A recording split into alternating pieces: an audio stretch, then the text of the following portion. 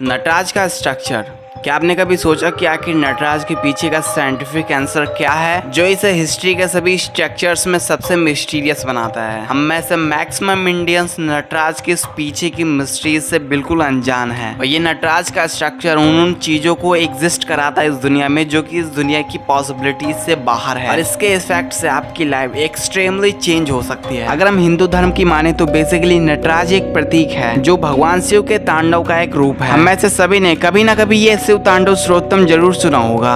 जटाटवी गलज्जल प्रवाह पावितस्थले कलेवलंब्य लंबितां भुजंगतुंगम। एक्चुअली में जो अभी आपने सुना वो शिव तांडव है ही नहीं। बेसिकली शिव तांडव के दो टाइप्स होते हैं। पहला जो अभी आपने सुना इसमें भगवान शिव के रौद्र रूप को दिखाया गया है और दूसरा है आनंद तांडव। दोस्तों भगवान शिव जिस रूप में आनंद तांडव करते हैं शिव का यही रूप नटराज कहलाता है। दोस्तों रुद्र रूप में भगवान शिव संपूर्ण ब्रह्मांड के विनाशक बन जाते हैं और वही ये नटराज की प्रतिमा सृष्टि के निर्माण का प्रतीक है। नाउ चलिए अब जानते हैं कि क्या है इस नटराज के पीछे की बियॉन्ड मिस्ट्री। मैंने आपको भगवान शिव के रौद्र रूप के बारे में पहले बताया है, लेकिन भगवान शिव के दो तांडव हैं जिनमें से दूसरा है आनंद तांडव और यही आनंद तांडव अपने अंदर नटराज के रहस्य को छुपाए हुए है। बेसिकली भगवान शिव जब भी खुश होते थे तब वो आनंद तांडव करते थे जो कुछ ऐसा है।